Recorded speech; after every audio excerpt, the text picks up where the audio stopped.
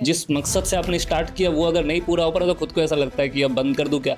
But फिर वो बच्चों को जब शक्ल याद आता है तो ऐसा लगता है कि नहीं, अभी कुछ करना पड़ेगा, अभी बाकी है। कई बार ऐसे हुए कि आप बच्चों को सिखा रहे हो और वो जीत नहीं रहे हैं, या बच्चे उस लेवल तक नहीं पहुंच पा रहे, तो आपको ऐसा लगता है कि कहीं आपके अंदर कुछ कमी तो नहीं है। तो स्कूल स्पोर्ट्स अभी भी बहुत पीछे है, बहुत ज़्यादा पीछे। मतलब लास्ट 10 ईयर से बात करूँ, थोड़ा बहुत इंप्रूवमेंट तो आया है, बट जैसा इंप्रूवमेंट होना चाहिए वो नहीं हो रहा है। बहुत ब्रिलियंट स्टूडेंट है और वो जो है सो उसने जेवलिन थ्रो किया हुआ। हाँ, वो जेवलिन थ्रो किया हुआ उसने मेरे साथ जो है सो करीबन दो साल प्रैक्टिस की। 2 साल में उसने 3 बार सीबीएसई नेशनल खेल लिया।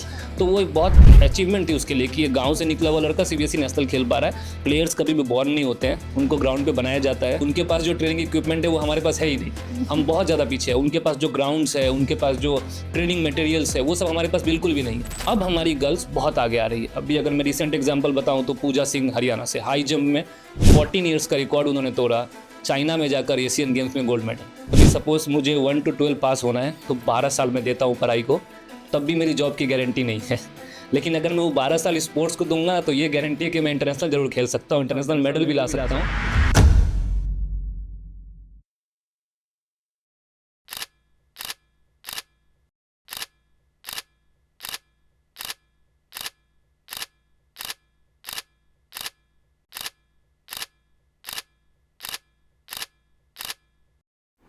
Welcome to Turning Tales the unfiltered show. कुछ नाम सिर्फ पहचाने नहीं जाते, कुछ नाम उम्मीद बन जाते हैं। आज हमारे साथ हैं ऐसा ही एक नाम, स्पोर्ट्स वाला सर। 14 सालों से ये हज़ारों खिलाड़ियों को गाइड, मोटिवेट और इंस्पायर कर रहे हैं। आज जानेंगे इनकी इंस्पायरिंग जर्नी, स्ट्रगल और विज़न को, जिसने हज़ारों सपनों को हिम्मत दी है। सर, बहुत बहुत स्वागत है आपका हमारे शो में। Thank you. तो सर, ये स्पोर्ट्स वाला की जर्नी कैसे और कहाँ से स्टार्ट हुई? मैम, जो स्पोर्ट्स वाला सर है वो मैंने स्टार्ट किया और इसका मेन रीज़न ये था कि मैंने करीबन 14 ईयर्स तक स्कूल में as a physical education teacher और कोच की तरह काम कर रहा था। अभी भी काम कर रहा हूँ। अब इसमें होता क्या है कि मैं कुछ ही लोगों तक पहुँच पा रहा हूँ या कुछ ही बच्चों तक पहुँच पा रहा हूँ, मैक्सिमम 100-500। और मेरा काम था कि मैं बच्चों को तैयार करके उन्हें स्टेट पे पहुँचाऊँ या नेशनल लेवल पे पहुँचाऊँ। बट इससे हो ये रहा था कि बहुत कम बच्चों तक पहुँच रहा था, रीच बहुत कम हो रही थी। फिर मेरे दिमाग में आया कि अगर मुझे वास्ट इसे स्प्रेड करना है तो मुझे डिजिटली जाना होगा। तो फिर मैंने जो है सो स्पोर्ट्स वाला सर चैनल स्टार्ट किया, ताकि मैं गांव-गांव तक और उन सभी बच्चों तक पहुंच सकूं जो इस चीज़ तक नहीं पहुंच पा रहे। बिकॉज स्पोर्ट्स आज भी कई गाँव तक, कई शहरों तक नहीं पहुंच पा रहे, वहाँ टैलेंट्स है। तो इसके थ्रू मैंने डिजिटली स्टार्ट किया और स्टार्ट करने के बाद मुझे ऐसा फील हुआ कि यस, अब मैं कुछ सही जा रहा हूँ और लोगों तक ये पहुँच रहा है। सो ये इसकी जर्नी का स्टार्ट था और ऐसा कुछ स्टार्ट हुआ था ये। अगर ये स्पोर्ट्स वाला नहीं होता तो आप कहाँ पर हाँ, होते? ये एक अच्छा क्वेश्चन है आपका कि अगर ये चैनल नहीं होता या स्पोर्ट्स वाला सर यूट्यूब पे नहीं होते तो मैं बहुत हद तक पॉसिबिलिटी था कि आज भी मैं उस स्कूल लेवल पे काम कर रहा होता या स्कूल स्पोर्ट्स पे वर्क कर रहा होता, जहाँ पे आपको रॉ टैलेंट मिलते हैं, रॉ बच्चे मिलते हैं, आप अपने हिसाब से उनको मोल्ड कर सकते हैं। तो मैं आज भी as a physical education teacher या स्पोर्ट्स टीचर वर्क कर रहा होता और बच्चों को आज भी मैं नर्चर कर रहा होता, उन्हें स्पोर्ट्स में पहुँचा कर आगे लेकर जाने की कोशिश कर रहा होता। आपकी स्ट्रॉन्ग पर्सनैलिटी के पीछे कौन सा स्ट्रगल छुपा है ऐसा? स्ट्रगल की बात करें तो बहुत सारे स्ट्रगल है। बिकॉज जो सबसे पहला स्पोर्ट्स में प्रॉब्लम आती है वो है फाइनेंस का। फाइनेंस नहीं होता है। देन सेकंड प्रॉब्लम आती है कि आपको ट्रैवल करना पड़ता है, बिकॉज कंपटीशन आपकी जगह पे नहीं होती है, बार बार होती है। अब वहाँ जाकर वीडियोस बनाना, कई बार रात को मैच होती है तो अब रातों को शूटिंग करते हो, फिर आप उसे अपलोड करते हो, और कुछ इस तरीके से वीडियो बनवाना कि वो आपके ऑडियंस तक पहुँचे या उन बच्चों तक पहुँचे जिसे वो समझ में आए। बिकॉज इंडिया जो है सो ऐसी ऐसी जगह है जहाँ तक वो नहीं पहुँच पाते या कोचेस नहीं पहुँच पाते। तो वीडियो एक ऐसा जरिया है कि आप बच्चे उसे देखकर सीख सकते हैं। तो ये एक बहुत बड़ा प्रॉब्लम था कि मैं कैसे उन तक पहुँचूँ। बट मेरे बच्चों का साथ मेरे साथ था और बहुत सारे लोगों का साथ था कि हम वीडियो बना पाए उस तरीके से, और जहाँ तक हम पहुँचना चाहते थे वहाँ तक अभी हम 50% पहुँच चुके हैं। जी जी। मे भी आने वाले टाइम में कुछ और ज़्यादा पहुँचेंगे हम। अच्छा, तो सर ऐसा कोई लाइफ में कभी फेज आया कि आपको लगा कभी गिव अप कर देना चाहिए, मुझे नहीं पीछे कई बार आया, कई बार ऐसा आया है मैम। जब ऐसा होता है कि सपोज कैसे फेज आया? जैसे कि अभी मान लो मैडम हम टूर्नामेंट खेलने गए, टूर्नामेंट खेलने गए वहाँ पे जो है सो आपको वीडियो बनाने को मना कर दिया गया। ये सबसे प्रॉब्लमेटिक सिचुएशन है। बिकॉज कई बार ऐसा होता है कि जो होस्ट होते हैं वो चाहते ही नहीं कि इसका वीडियो बनाकर बाहर ले जाया जा सके, बिकॉज उनके ऊपर प्रॉब्लम होती है, कोई प्रोटेस्ट करता है, तो उन सब प्रॉब्लम्स में जो है सो आपको छिपकर वीडियो बनाना पड़ता है। तो वो एक प्रॉब्लमेटिक फेस आ जाती है, तो वहाँ पे प्रॉब्लम होती है हमको। अच्छा, कभी ऐसा समय आया जब आपको लगा कि अब सब कुछ छोड़ देना चाहिए, कि अब मैं नहीं कर पाऊंगा, या मैं करना कोशिश कर रहा हूँ बट हमेशा पीछे? जी हाँ मैडम, ऐसा कई बार हो चुका है। द प्रॉब्लम इज़ कि जब आप बच्चों के साथ काम कर रहे हो और आपको सक्सेस नहीं मिल रही है, या जब कई बार ऐसा लगता है कि बच्चों के पास शूज़ नहीं है पहनने को, या उनके पास प्लेइंग इक्विपमेंट नहीं है, या फिर उनके पास यूनिफॉर्म प्रॉपर नहीं है, तब आपको ऐसा लगता है कि आप कुछ कर नहीं पा रहे हो उसके लिए। जिस मकसद से आपने स्टार्ट किया वो अगर नहीं पूरा हो पा रहा तो खुद को ऐसा लगता है कि अब बंद कर दूं क्या। बट फिर वो बच्चों को जब शक्ल याद आता है तो ऐसा लगता है कि नहीं, अभी कुछ करना पड़ेगा, अभी बाकी है, और फिर इसको मैं करता रहता हूँ, कंटिन्यू करता हूँ मैं इसे। क्या आपकी जर्नी में डीमोटिवेट होने वाले फेज भी आए? आपने खुद को उस टाइम कैसे संभाला? कैसे अपने आप को एनर्जेटिक करके आपने उस चीज़ देखिए, को? डीमोटिवेट का समय तो बहुत सारे आए, ऐसे कई बार ऐसे हुए कि आप बच्चों को सिखा रहे हो और वो जीत नहीं रहे हैं, या बच्चे उस लेवल तक नहीं पहुंच पा रहे, तो आपको ऐसा लगता है कि कहीं आपके अंदर कुछ कमी तो नहीं है। लेकिन फिर जो है सो जब बच्चों का आपको सपोर्ट मिलने लगता है तो आपके अंदर एक हिम्मत आती है कि नहीं, आपके अंदर है कुछ ऐसा जो आप कर सकते हो। आप मेथड चेंज करते हैं और जो है सो बच्चों को मोटिवेट करते रहने से क्या होता है, खुद भी मोटिवेट होते हैं इंसान। और कई बार जो है सो वो बच्चों का फेस जब दिखता है ना आपको अपने अंदर कि मैं कुछ करना चाहता हूँ या कुछ अचीव करना चाहता हूँ, तो आपको लगता है कि नहीं, अब मोटिवेशन ही मोटिवेशन होना चाहिए लाइफ में, तो ही आप आगे जा सकते हो। कभी आपको जर्नी में ऐसा लगा कि प्रेशर फील हो रहा हो आपको? कभी ऐसा हाँ, प्रेशर की तो स्टार्टिंग से लेके अभी तक कभी यस ऐसा यस यस फेज आया? प्रेशर क्या की बात लगता है करें तो आपको कई ऐसा? बार ऐसा होता है कि जैसे कि अभी मान लो कि परफॉर्मेंस नहीं आ रही है बच्चों की, या मोस्टली जब ऐसा होता है ना कि मैं बच्चों को देखता हूँ कि अभी कोई बिना शूज़ के ट्रैक में भाग रहा है, तो अपने को ऐसा फील होता है कि क्या इस बच्चे के पास शूज़ नहीं है ट्रैक में भागने के लिए, या फिर कई बार ऐसे देखा है कि इक्विपमेंट नहीं है बच्चों के पास, वो खेल नहीं पा रहे हैं। तो फिर अपने को ऐसा प्रॉब्लम होने लगता है कि नहीं नहीं, कुछ तो करूँगा, और एक दिन ऐसा जरूर आएगा कि कोई भी स्टूडेंट या कोई भी बच्चा पूरे इंडिया में पैसे के लिए ना खेल सके, ऐसा स्टेज नहीं आना चाहिए।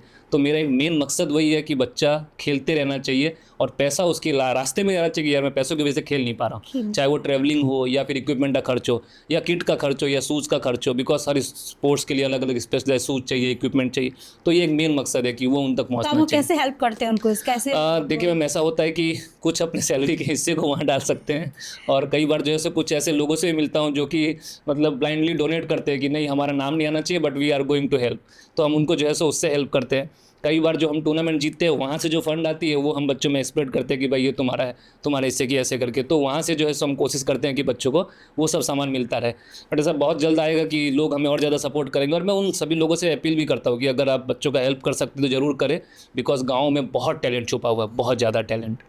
तो सर आप जाते हैं जगह जगह, तो आपको क्या देखने को मिलता है कि कहाँ पर कैसा काम चल रहा है, कहाँ पर कैसे स्पोर्ट्स में लोग आगे बढ़ रहे हैं, कैसे प्रेरित करते हैं? देखिए अभी इंडिया का माहौल कैसा है कि जो है सो सबसे पहले जरूरी है हमें स्कूल में जो स्पोर्ट्स चलता है ना उससे ताकतवर करने की, बिकॉज स्कूल स्पोर्ट्स अभी भी बहुत पीछे है, बहुत ज़्यादा पीछे। मतलब लास्ट 10 ईयर से बात करूँ थोड़ा बहुत इंप्रूवमेंट तो आया है, बट जैसा इंप्रूवमेंट होना चाहिए वो नहीं हो रहा है। लोग ऊपर ऊपर लेवल पे ध्यान तो दे रहे हैं, बट जो नीचे बेस है उस पर काम करना बहुत ज़रूरी है। तो हर स्कूल को चाहिए कि वो अपने स्पोर्ट्स के बेस पे काम करे और एक परमानेंट सॉल्यूशन निकाले इसका, क्योंकि स्पोर्ट्स आजकल सिर्फ एक पैशन की तरह देख रहे हैं लोग, खेलने के लिए मजे के लिए खेल रहे हैं, उसको जो है सो कैरियर की तरह नहीं देख रहे हैं। जब आपको कैरियर दिखने लगेगा उसके अंदर तो ऑटोमेटिक आप स्पोर्ट्स में आगे आने की कोशिश करोगे, और आपका स्कूल में उसे कंपलसरी करना होगा। जिस दिन स्कूल में स्पोर्ट्स कंपलसरी होगा ना, ऑटोमेटिक बच्चे आगे बढ़ेंगे। जैसे पढ़ाई कंपलसरी है वैसे स्पोर्ट्स को कंपलसरी करना होगा स्कूल में, तो ही वो आगे जा सकते हैं। इसमें पेरेंट्स क्या अपने बच्चों की हेल्प कर सकते हैं? आप कैसे उनको मोटिवेट कर सकते हैं बच्चों को? जी हाँ मैडम, देखिए इसके लिए एक परफेक्ट एग्जांपल कुछ ऐसा कहना चाहूँगा मैं कि अभी सपोज मुझे 1 to 12 पास होना है, तो 12 साल में देता हूँ पढ़ाई को, तब भी मेरी जॉब की गारंटी नहीं है। लेकिन अगर मैं वो 12 साल स्पोर्ट्स को दूंगा तो ये गारंटी है कि मैं इंटरनेशनल जरूर खेल सकता हूँ, इंटरनेशनल मेडल भी ला सकता हूँ। तो 12 साल पढ़ने के बाद आपकी जॉब की गारंटी नहीं हो रही है, लेकिन अगर आपने 12 साल स्पोर्ट्स को दिया तो आप जरूर इंटरनेशनल मेडल ला सकते हो। लेकिन होता क्या है, आजकल पेरेंट्स को बहुत जल्दी रिजल्ट चाहिए, उनको चाहिए कि 1 महीने 6 महीने। बहुत सारे पेरेंट्स मेरे पास आते हैं, वो पूछते हैं मेरा बच्चा आपको दिया कितने टाइम में तैयार कर दोगे? तो वो कोई रात भर का खाना नहीं कि आपने बनाकर खिला दिया और वो तैयार हो गया। पढ़ाई में क्या है कि पढ़ाई बहुत कॉम्पिटिटिवली ईजी है स्पोर्ट्स से, लेकिन फिर भी आप 12 साल एटलीस्ट दे रहे हो 12th पास होने के लिए, तब आप स्कूल से बाहर जा रहे हो। मैं पेरेंट्स से भी अपील है कि आप थोड़ा सा टाइम दो, बच्चों को समझो, बच्चों को जानो, उनको मोटिवेट करो। बिकॉज मे भी हर कोई जो है सो आइंस्टाइन नहीं बन सकता ना, प्लेयर्स भी है। अगर नीरज चोपड़ा के पेरेंट्स ये सोचते हैं कि मेरा बच्चा पढ़ाई करेगा तो आज जेवलिन थ्रो में गोल्ड मेडल का भी नहीं आता इंडिया को। सो पेरेंट्स का रोल बहुत इंपॉर्टेंट है इस फील्ड में, बहुत इंपॉर्टेंट। सही बात। सर ऐसा कोई स्टूडेंट आया आपकी लाइफ में जिसको जर्नी आपकी दिल को छू गई हो कभी? कोई? हाँ मैडम, बहुत सारे ऐसे आए हैं, क्योंकि मतलब मेरा मेन काम यही है कि मैं जो है सो पहले बच्चे सेलेक्ट करता हूँ, फिर उनको जो है ट्रेनिंग देना शुरू करता हूँ। अब कई बच्चे ऐसे होते हैं जिनके पास एक बेसिक इक्विपमेंट नहीं है, या उन्होंने कभी खेला ही नहीं है लाइफ में, तो उनको स्पोर्ट्स में पहले कन्वर्ट करो कि खेलना कैसे है, फिर उनको उस लेवल तक लेके जाओ। अभी कई बच्चे ऐसे हैं जिन्होंने स्टेट में मेडल जीते हुए हैं, बट उनको पहले कुछ भी नहीं पता था, तो अब वो मेरे पास आए, मेरे से सीखा, सीखने के बाद वो आगे गए। तो द थिंग इज़ कि अगर आप डिसिप्लिन वे में सीख रहे हो तो आप आगे जाओगे, उसके लिए कोई रोक टोक नहीं होगी। तो डिसिप्लिन आपको करना बहुत जरूरी है उसके लिए। कोई स्टूडेंट आया सर आपके पास? हाँ, बहुत सारे स्टूडेंट है। अगर मैं नाम लेकर बताऊँ तो एक कुलदीप, मैं नाम ही ले लेता हूँ ना उस बच्चे का, एक कुलदीप परमार है जो कि बहुत ब्रिलियंट स्टूडेंट है, और वो जो है सो उसने जेवलिन ऐसी थ्रो जर्नी किया रही हुआ, थी हाँ वो जेवलिन थ्रो किया हुआ उसने मेरे साथ जो है सो करीबन 2 साल प्रैक्टिस की। 2 साल में उसने 3 बार CBSE नेशनल खेल लिया। तो वो एक बहुत अचीवमेंट थी उसके लिए कि ये गाँव से निकला हुआ लड़का CBSE नेशनल खेल पा रहा है। तो वो मेन चीज़ ये था कि वो मुझे बहुत लेट मिला, यानी वो मुझे बहुत लेट मेरे पास आया, बिकॉज वो एक विलेज से बिलोंग करता है और वहाँ तक जो है रिसोर्सेज नहीं है। तो रिसोर्सेज नहीं है तो वो खेलेगा कैसे? तो जब वो मुझे मिला तब मैंने उसे तैयार किया। 2 साल में 3 बार जो है CBSE नेशनल खेल लिया उसने, स्टेट में उसके मेडल थे। तो ये जानकर अच्छा लगता है कि चलो कोई बच्चा है जो आगे जा रहा है। इसी तरीके से बहुत सारे बच्चे ऐसे हैं जो कि इस वे में प्रैक्टिस कर करके आगे जा रहे हैं। सो वो अपने को थोड़ा अच्छा लगता है कि चलो कोई तो जो है सो आगे जाने की कोशिश कर रहा है और टैलेंट तो है, मेन चीज़ है उसे निखारने की ज़रूरत है। आज इतने स्टूडेंट्स आप पर भरोसा करते हैं, आपको पहली बार कब लगा कि लोग आपसे जुड़ रहे हैं? देखिए मैडम, क्या होता है कि जब मैं स्टार्टिंग में स्टार्ट किया था मैंने, तब हार्डली मेरे पास 50-100 इतने बच्चे थे। बट अब जो है सो मेरे साथ 45,000 लोग जुड़े हुए हैं थ्रू माई यूट्यूब चैनल। बहुत और जो है सो इससे बेनिफिट ये हो रही है कि मेरे वीडियोस पे अगर आप कुछ वीडियोस पे कमेंट देखोगे तो आपको ऐसा फील होगा कि कोई किसी और रीज़न से हो, वहाँ से कमेंट कर रहा है। कल मेरा मैच है, मैंने आपका वीडियो देखा, मैं प्रैक्टिस कर रहा हूँ और अच्छा खेलूंगा, मेरा सिलेक्शन हो गया स्टेट लेवल में, मेरी सिलेक्शन हो गई डिस्ट्रिक्ट लेवल में। तो तब मुझे ऐसा फील होता है कि हाँ मेरे वीडियोस उन तक पहुँच रहे हैं और उसका रिजल्ट उन्हें मिल रहा है, इसलिए वो आकर कमेंट कर रहे हैं वीडियो पे कि हाँ मुझे इससे बेनिफिट हो रहा है। तो वो मुझे एक बहुत अच्छा फीलिंग होता है और पता चल जाता है मुझे इस चीज़ का। स्पोर्ट्स में डिसिप्लिन कितना ज़रूरी है?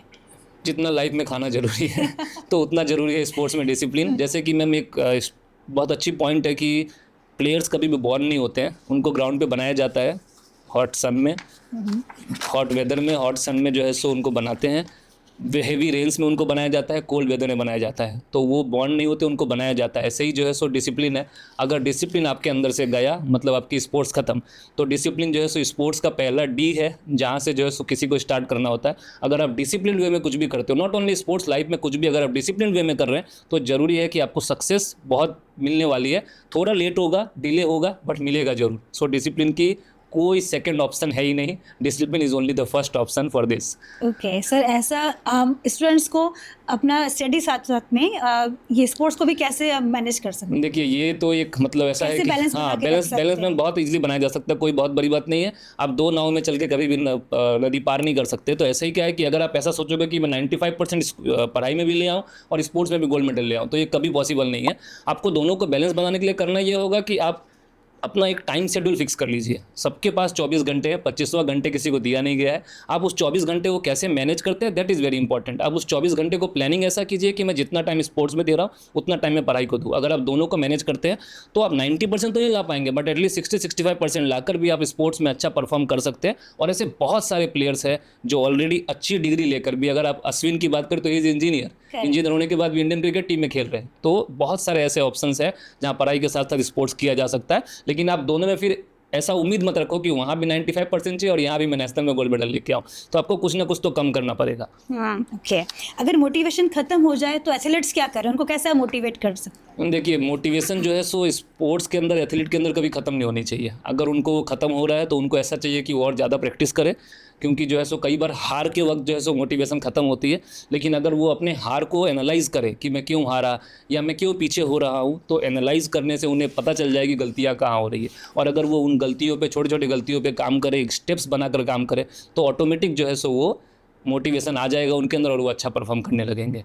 एथलीट्स के रिसोर्सेज की कमी हो रही है, तो उन्हें आप क्या कहना चाहेंगे? रिसोर्सेज अगर कुछ भी कमी रहती है देखिए तो आप रिसोर्सेज कैसे का इसको- कैसा है कि अपने इंडिया में तो जो मैंने बताया कि खास ये है कि गाँव में या विलेजेस में अभी भी ऐसी बहुत सारी जगह है जहाँ पे रिसोर्स के नाम पे कुछ भी नहीं है, कुछ भी नहीं इन द सेंस। वो सिर्फ लोग रहते हैं, खाते हैं, पीते हैं और वो अपने घर पे जैसे रहते हैं। बड़े शहरों में तो हर चीज़ रिसोर्सेज हाँ, बड़े शहरों में एकदम आराम से आपको मिल जाएगी। गाँव में बच्चे चाहते हैं लिटरली सीखना, हाँ, लेकिन- करना, आगे बढ़ना स्पोर्ट्स में, तो कैसे आगे इस चीज़ में रिसोर्सेज? देखो मैम, कैसा है कि अभी जो है सो गाँव से टैलेंट बाहर आ रहे हैं, लेकिन हमें ऐसा चाहिए कि कुछ इस तरीके से पॉडकास्ट और किए जाए या फिर जो है सो मीडिया का ज़्यादा यूज़ किया जाए, उन तक पहुंचाई जाए चीज़ों को।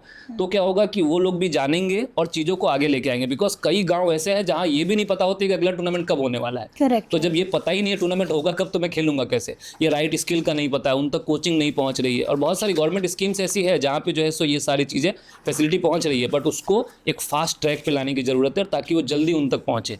अदरवाइज़ गाँव में टैलेंट बहुत ज़्यादा है, बहुत ज़्यादा है हमारे इंडिया में, और उसको सिर्फ निखारने की ज़रूरत है। आप उसे लेकर आइए, निखारिए, बहुत आगे जा सकते हैं। आज स्पोर्ट्स सिस्टम की सबसे बड़ी कमी क्या है? ग्रास रूट लेवल, जो स्कूल लेवल की बात चल रही है, वो सबसे बड़ी कमी है कि ग्रास रूट लेवल पे किसी का ध्यान नहीं है। सब लोग जो है सो ऊपर लेवल पे ध्यान दे रहे हैं, सब सीनियर्स पे काम कर रहे हैं, इंटरनेशनल लेवल पे काम कर रहे हैं, जो ग्रास रूट लेवल पे, क्योंकि अगर क्या है कि अगर आप कोई भी बेड बनाते हो कुछ, उसका पाया जो होता है वो स्ट्रांग होता है तो ऊपर बेड अच्छा होता है, या चेयर बना हो तो पाया स्ट्रांग होना चाहिए। तो अगर जो बेस होगा, जो बच्चों का ग्रोइंग वाला एज है 4 years, 5 years, 6 years, 14 years, 17 years, ये बेस पे अगर गवर्नमेंट वर्क करे तो ऑटोमेटिक जो है सो ऊपर बहुत अच्छा काम होगा, और वो फिर आगे जाकर जो है सो आपको अच्छे लेवल पे पहुंच के दिखाएंगे। इसमें से सरकार का क्या देते योगदान, सरकार- क्या रहना चाहिए इसमें? सरकार का योगदान ये है कि मैडम वो हर जगह जो है सो कैंप्स बना सकते हैं, जो कि है अभी बहुत सारे, बट उस लेवल तक नहीं पहुंचा जा सकता। अगर आप हरियाणा की बात करें तो बहुत आगे हरियाणा इसमें, वहाँ स्कूल नर्सरी चलती है जिसमें बच्चे खुद जाकर खेल सकते हैं, प्रैक्टिस कर सकते हैं, पावरफुल कोचेस लगाए हुए हैं। तो ऐसा सभी स्टेट में किया जा सकता है, और वो जो है सो गांव तक पहुंचकर वहाँ कैंप लगा सकते हैं, ट्रेनिंग कैंप्स बनाई जा सकती है, जहाँ जो है सो अच्छे कोचेस अपॉइंट करके उनको ट्रेनिंग दी जा सकती है, और फिर उन्हीं बच्चों को हम शहरों में लाकर अच्छा परफॉर्म करवा सकते हैं। जब कोई टैलेंटेड खिलाड़ी पैसों की कमी की वजह से रुक जाता है तो आपको कैसा लगता है कि फाइनेंशियली वो strong वो नहीं जो है? वो जो दिन होता है ना, वो आपको उस बच्चे के फेस पे दिख जाएगी जी। कि इसकी वजह से जो इसका मेन नहीं खेलने का मकसद है, या फिर जो नहीं परफॉर्म करने का, नहीं आगे जाने का मकसद है, वो पैसा ही है। तो वो जो टाइम होता है वो आप डिपिक्ट नहीं कर सकते किसी के थ्रू। जब बच्चे का फेस ऐसा दिख जाए आपको कि यार ये तो कुछ गलत हो रहा है इसके साथ, तो आपको बहुत ज़्यादा प्रॉब्लम होती है। और मैं ज़रूर ऐसे सभी लोगों से कोशिश करता हूँ कि मैं उसकी हेल्प करूँ या उसे आगे लेकर जाऊँ, बट उसकी भी एक लिमिट होती है, तो वो नहीं हो पाता वहाँ तक। बच्चे आप साझा करते होंगे सर ऐसे यस, students बहुत की? सारे बच्चे ऐसे हैं मैम क्या- जो क्या जो ऐसे मुझसे क्या साझा बोलते हैं, करते क्या बोलते हैं हैं। अभी कि- क्या होता है, जब आप बच्चों को फर्स्ट इंस्टेंस से पूछो कि जो सपोज 6,000 रुपीज़ खर्च होने वाले हैं, आप उनसे बोलो कि दिस इज़ द कंडीशन, या ऐसा खर्च होने वाला है, तो वो या तो बोलेंगे हम घर पे पूछ कर बताएंगे, ठीक है। और फिर जो है सो या तो उनके फेस पे आपको दिख जाएगा कि सैडनेस सी आ गई, उसको पता है कि फैमिली कंडीशन वो नहीं है ठीक है। कि मैं आगे जा सकूं। अब अपनी गवर्नमेंट स्कीम्स में कैसी है कि अगर आपने एक बार नेशनल खेल लिया या आपने मेडल लिया है ऊपर, तो फिर गवर्नमेंट आपको सारी फैसिलिटी प्रोवाइड करती है। बट बेस में क्या, बेस में कुछ भी ऐसा नहीं हो रहा है, तो वहाँ थोड़ी प्रॉब्लम होती है कि बच्चों को जो है सो वो फैसिलिटी नहीं मिल पा रही है जो उनको मिलना चाहिए। अगर आपको स्पोर्ट्स सिस्टम बदलने का मौका मिले तो सबसे चीज़ आप क्या बदलेंगे? तो अगर ये बदलने का मौका मिले तो मैं ज़रूर जो है सो ग्रास रूट लेवल पे सबसे ज़्यादा काम करवाऊंगा। जो किस एक तरीके से आप करेंगे? और किस तरीके से, इसका एक सिंपल फंडा है मैम कि आप जो है सो जैसे हरियाणा में स्पोर्ट्स नर्सरी चल रही है, स्कूल नर्सरी चल रही है, वैसे ही जो आप हर स्टेट में लगा दीजिए, और ख़ास करके गाँव में जहाँ तक कोचेस नहीं पहुँच पा रहे, विलेजेस में जाइए, या हर डिस्ट्रिक्ट वाइज जो है सो आप कैंप्स बना दीजिए, वहाँ एक अच्छे लेवल के कोचेस को अपॉइंट कर दीजिए। और स्पोर्ट्स वो जरिया है जो आपको इंडिया में बहुत आगे लेके जा सकता है, और वर्ल्ड लेवल पे आपको नाम करना है तो ऐसा कुछ करना पड़ेगा, अदरवाइज जो है सो आप वो नहीं चाह पाओगे कि आप अदर कंट्री से कम्पीट कर सको। आपको अनलिमिटेड फंड्स मिल जाए तो आप सबसे पहला काम क्या करेंगे स्पोर्ट्स के लिए? सबसे पहला काम तो मैडम मैं वही करूँगा कि Unlimited funds अनलिमिटेड मिल जाए। फंड्स अगर मिले तो मैं जो है सो जो टेक्नोलॉजी फॉरेन कंट्रीज में यूज़ होती जी, है जी। उसे मैं इंडिया में यूज़ करवाने की कोशिश करूँगा। क्या सर वहाँ पर बिकॉज क्या? अभी वहाँ जो है सो वो हमसे 10 टाइम्स आगे है, अच्छा। हम उनसे बहुत ज़्यादा पीछे, यानी उनके पास जो ट्रेनिंग इक्विपमेंट है वो हमारे पास है ही नहीं, हम बहुत ज़्यादा पीछे है। उनके पास जो ग्राउंड्स है, उनके पास जो ट्रेनिंग मटेरियल्स है, वो सब हमारे पास बिल्कुल भी नहीं है। अभी उनके जो प्लेयर्स होते हैं वो सपोज एक नॉर्मल फुटबॉल भी बात कर लो तो फुटबॉल भी जो है सो वो 10,000 का यूज़ करते हैं, और हमारे प्लेयर्स 1,000 का, तो 10 गुना का फ़र्क इसमें महसूस होता है। मैं जेवलिन की बात करूँ तो 2-2 लाख रुपए की जेवलिन यूज़ होती है, हमारे यहाँ 500, 700, 800 की जेवलिन यूज़ हो रही है बेसिक लेवल पे। तो उसको मैं चेंज करने की कोशिश करूँगा कि जो है सो हमारे इंडिया में भी वो सारी चीज़ें फैसिलिटी हो जो फॉरेन कंट्रीज़ के एथलीट को मिलती है, वो हमारे यहाँ भी मिलना चाहिए। मिलना चाहिए, बिल्कुल। क्या स्टूडेंट ने आपको कोई कभी फनी निकनेम दिया है हाँ, फनी निकनेम की बात स्पोर्ट्स करूँ वाला के अलावा? स्पोर्ट्स वाला के अलावा तो सब जो है सो गूगल सर कहते हैं, बिकॉज अच्छा। उनको पता है कि स्पोर्ट्स की सारी नॉलेज इसके पास जरूर मिलेगी, और दैट कोई भी गेम हो वो जरूर बता देंगे। तो सब जो है सो गूगल कह के बुलाते रहते हैं। अच्छा। फिर जो है सो कई बार जो है सो कोच सर बुलाते हैं लोग। अच्छा। या फिर जो है सो एक इंसिडेंट है कि जब एक CBSE नेशनल चल रही थी खो खो की, तो वहाँ एक लड़का आया था, वो ओमान से था। ये ओमान से आया मेरे पास, एंड मुझे ऐसा अचानक पूछा कि आप स्पोर्ट्स वाला सर हो ना? तो मैंने कि हाँ। तो फिर उसने बोला कि सर मैं एक सेल्फी ले लूँ आपके साथ? तो मैंने कहा कि हाँ ले सकते हैं। तो फिर मैंने उससे बोला सेल्फी क्यों लेना, पूरा फोटो ले लेना साथ में खड़े होकर।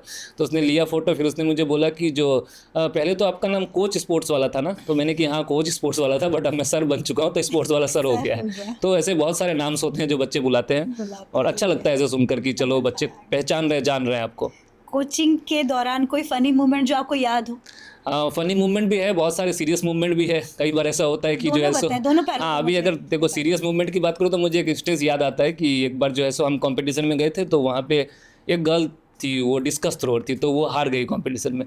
तो वो हार गई तो वो मेरे पीछे आकर बैठी थी और वो रो रही थी। तो फिर मैं सोचने में पड़ गया कि ऐसा क्या हुआ। तो मैंने ऐसे पीछे देखा तो वो रो रही थी।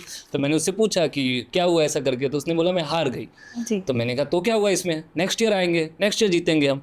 तो फिर मैंने उसे शाम को वापस बात किया, मैंने उसे मोटिवेट करने की कोशिश की कि देखो आप चिंता मत करो, हम नेक्स्ट ईयर और ज़्यादा प्रैक्टिस करके आएंगे और हम जीतेंगे। उसके बाद से उसने 3 ईयर्स कंटिन्यूसली CBSE नेशनल खेला। तो वो उसने ठान लिया था उस शाम को ही कि हाँ नेक्स्ट ईयर से बहुत मेहनत की, बहुत प्रैक्टिस की, तो वो डेडिकेशन दिखा उसके ऊपर और वो 3 साल तक उसने CBSE नेशनल खेला। तो मुझे अच्छा लगा कि चलो इसका काम आया। और अगर फ़नी मूवमेंट की बात करें तो मैं हरियाणा में था और हरियाणा में खो खो नेशनल चल रही थी, super speed kho kho national. तो वहाँ पे जो है सो शाम को बारिश हो गई और सबको ऐसा लगा कि टूर्नामेंट नेक्स्ट डे तक पोस्टपोन होगा। बट वो हरियाणा की टीम ऐसी थी कि पूरी जो स्टाफ थी उन्होंने पूरा का पूरा ग्राउंड विद इन रात को चालू कर दिया और रात में 1 बजे मैच चालू हुई। And you know players ready थे खेलने के लिए, मतलब प्लेयर्स मना करे तो होगा, तो रात को 1 बजे मैच चल रही थी। और वो ऐसा लग रहा था कि हम क्या मतलब बहुत ज़्यादा हंसी आ रही थी कि चलो रात को 1 बजे भी लोग तैयार है खेलने के लिए। तो ऐसे बहुत सारे फनी मूवमेंट आते हैं, बहुत सारे सीरियस मूवमेंट आ जाते हैं स्पोर्ट्स में जो हमको लगता है कि हाँ कुछ अच्छा हो रहा है। सैड मोमेंट कोई रहा हो जिससे आपको आज भी याद हो वो पल? हाँ, सैड मूवमेंट ही बहुत सारे हैं। इसी की जो हमारा ऐसा एम था कि हम CBSE नेशनल में एक बार मेडल लेकर आ सके इंडिविजुअल इवेंट में। तो बट वो एक लड़की से आशा थी बट वो हार गई। तो फिर हारने के बाद वो करीबन आधे घंटे तक रोई और उसको रोते देखकर मुझे भी ऐसा फील हुआ कि नहीं इसको जीतना चाहिए था और वो एफर्ट था, बट हर दिन अच्छा नहीं होता है, तो उसका दिन अच्छा नहीं था, इसके लिए वो नहीं जीत पाई। तो ऐसा सैड मूवमेंट भी बहुत होते हैं स्पोर्ट्स में। सैड होती है, मोटिवेशन होता है, खुशी होती है, सब कुछ मिलेगा आपको स्पोर्ट्स के अंदर में। स्पोर्ट्स वाला सर के लिए सबसे बड़ा सपना क्या है? मैम जो मेन सपना है वो अभी सिर्फ 20-30% पूरा हुआ है और वो ये है कि मैं उन हर बच्चों को खेलता हुआ देखना चाहता हूँ जो आज भी पीछे हैं सिर्फ और सिर्फ पैसों की वजह से।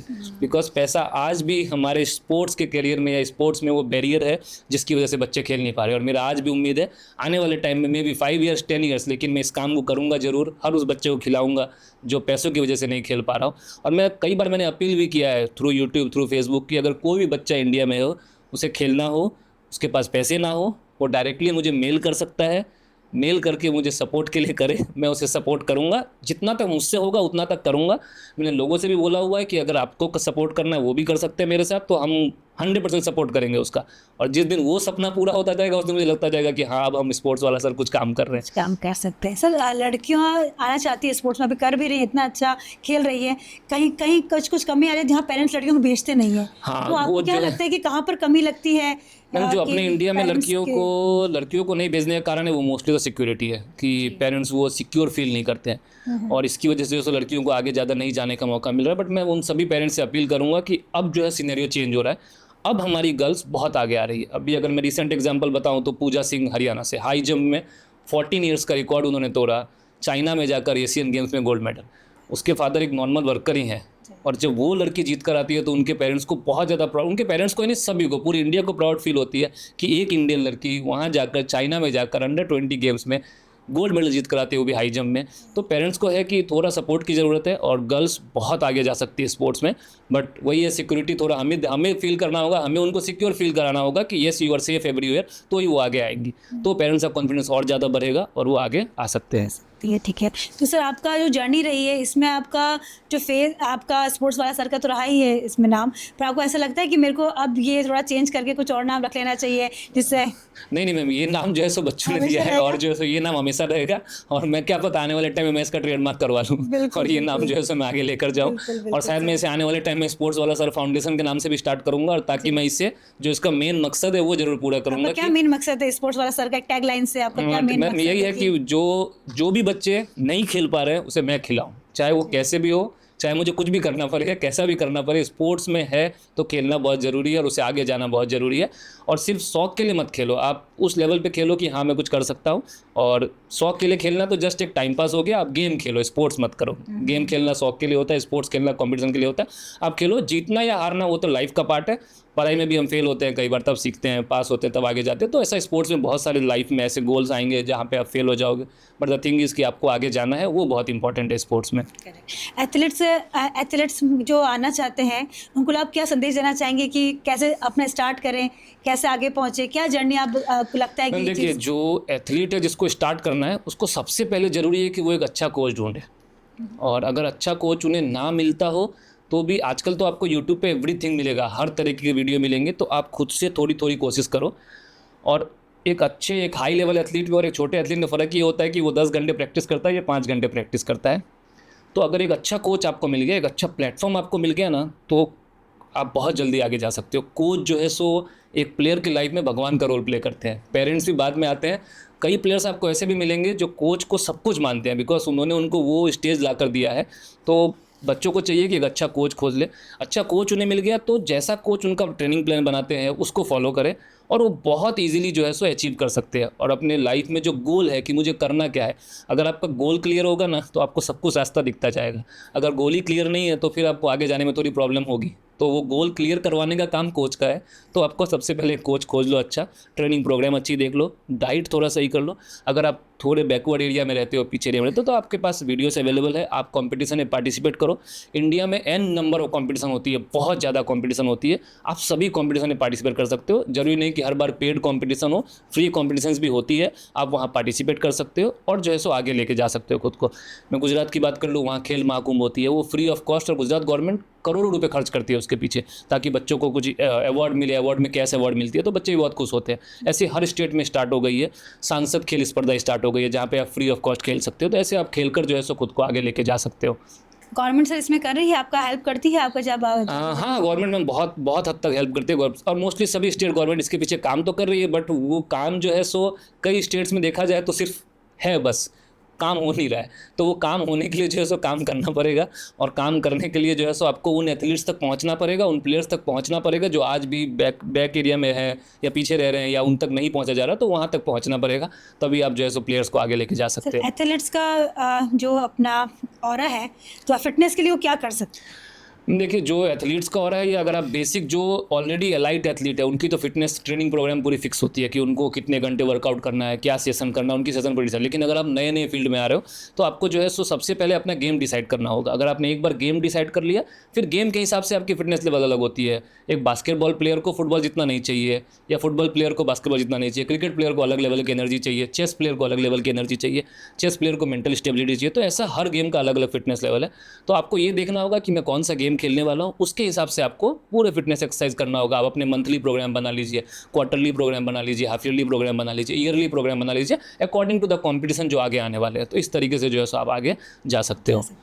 तो सर हमारे व्यूअर्स को बताइए कि आप कैसे बच्चे आगे बढ़ सकते हैं इस क्षेत्र में। देखिए पेरेंट्स को मैम, क्या आप देना चाहेंगे? देखिए आजकल जो है सो सिर्फ खेलना ही नहीं, स्पोर्ट्स में अगर मैं बात करूँ ना, तो आपको स्पोर्ट्स में कितने सारे करियर है वो मैं आपको सिंपली गिना देता हूँ। स्पोर्ट्स में जो है सबसे पहले टीचिंग कहाँ पे, स्कूल में, कॉलेजेस में, यूनिवर्सिटीज़ में।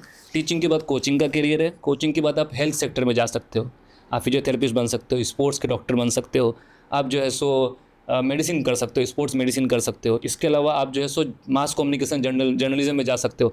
जितने कमेंटेटर होते हैं वो सब के सब इसी तरीके से होते हैं।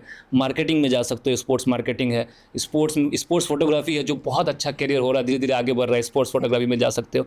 तो ये सारे करियर्स हैं स्पोर्ट्स में अवेलेबल। द थिंग इज़ कि हमको वहाँ तक पहुँचना होगा, और एक सही रास्ता दिखाने वाला आदमी चाहिए जो आपको सही रास्ता दिखा दे कि आप कहाँ तक जा सकते हो और कैसे पहुँच सकते हो। वो अगर आपको दिख गया तो आप ऑटोमेटिक उस रास्ते पर जा सकते हो। आप आपकी जर्नी का मुझे पूरा एक समराइज बताइए कि आपकी जर्नी का समराइज बताइए कि आपने कैसे स्टार्ट हुआ बचपन से लेके आज तक, आपका जो अभी तक का रहा है।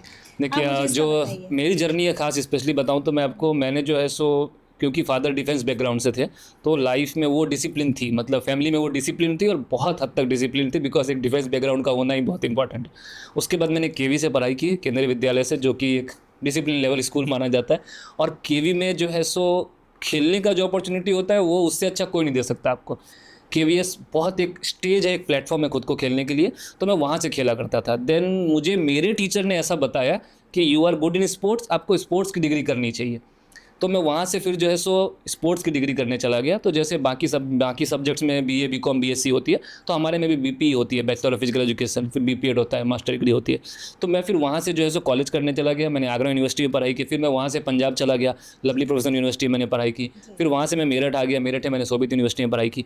तो मैं पढ़ाई करता रहा। बट उसमें कुछ प्रोफेसर थे, जिसमें एक प्रोफेसर की बात अभी भी मुझे याद है। उन्होंने मुझे कहा था कि जो डोंट गो फॉर मनी, पैसों के लिए बिल्कुल मत भागो, आप टैलेंट कर लो। अगर आप टैलेंटेड हो गए तो ऑटोमेटिक सब कोई आपके पीछे आएंगे। तो मैंने बहुत सारे गेम्स, डिफरेंट गेम्स सीखे, और आज भी कुछ ऐसे गेम्स है कि जो मैं सीखता रहता हूँ, या कुछ नया स्किल आता है तो वो मैं सीखने की कोशिश करता हूँ। बिकॉज दिन पर दिन सब कुछ चेंज हो रहा है, मेथड चेंज हो रहा है, टेक्निक चेंज हो रहा है, तो हमको भी अपडेटेड रहना पड़ता है। तो वो सब चीज़ें सीख रहा हूँ मैं डिजिटली बहुत ज़्यादा आगे हूँ, मैं डिजिटली सब कुछ कर सकता हूँ, तो मैं वो सब सीख रहा हूँ ताकि मुझे आए, और मैं जितना ज़्यादा सीखूंगा उतना ज़्यादा अपने बच्चों को डिलीवर कर पाऊंगा। तो फिर इस तरीके से मैंने स्टार्ट किया। देन मैं गुजरात में ही मैंने रहना चालू किया, वहाँ मैंने स्कूल में जॉब स्टार्ट की। देन स्कूल में जॉब करते हुए मैंने 2-3 स्कूलों में काम की, और आई थिंक 1000 से भी ज़्यादा बच्चे मेरे स्टेट लेवल पे खेल चुके होंगे, या जो है सो कुछ कई बच्चे ऐसे होंगे जिन्होंने CBSE नेशनल खेल लिया होगा, कुछ बच्चे ऐसे होंगे जिन्होंने डायरेक्ट नेशनल खेल लिया होगा। तो ऐसे बहुत सारे बच्चे होंगे, और आने वाले टाइम में भी ऐसा बहुत है कि बहुत सारे बच्चे आगे खेलेंगे, और यही मेरी जर्नी यही थी। और जो एम है वो अभी भी यही है कि मैं उन बच्चों को ज़रूर मदद कर पाऊँ जो कि अभी भी बैकवर्ड एरियाज़ में है, या फिर जो है सो खेल नहीं पा रहे या आगे नहीं आ पा रहे। ऐसा कोई लाइफ में टर्निंग पॉइंट आया कि आपको लगा कि मैं अब इस क्षेत्र में आगे बढ़ सकता हूँ, या हाँ। मुझे ये लगा कि ये पॉइंट आ गया है? नहीं, मेरे लाइफ में एकदम क्लियर गोल है। अच्छा, क्लियर गोल रहा है शुरू से आपका? स्पोर्ट्स के अलावा कुछ भी नहीं। अच्छा। Sports is everything. मतलब ऐसा नहीं कि मतलब स्पोर्ट्स में ऐसा हो रहा है, बट स्पोर्ट्स मेरे लिए सब कुछ है, सब कुछ। स्पोर्ट्स मेरा प्राइमरी सोर्स है, और not only due to the income, but मुझे वहाँ मज़ा आता है।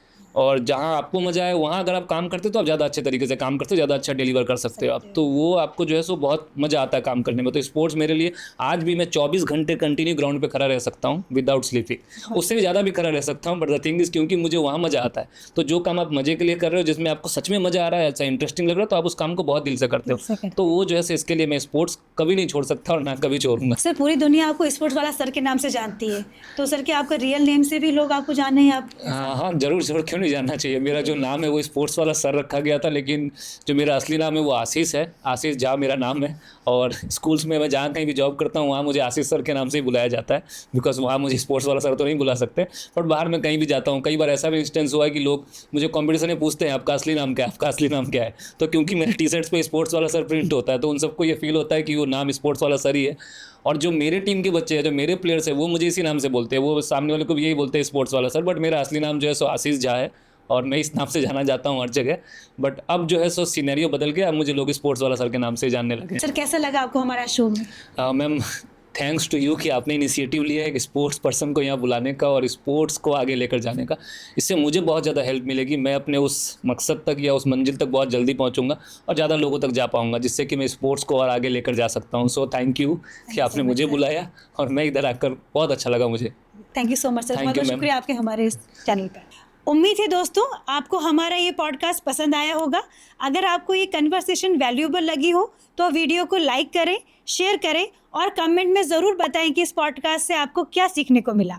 ऐसी इन्फॉर्मेशन और मीनिंगफुल कन्वर्सेशन के लिए चैनल को सब्सक्राइब कर लीजिए।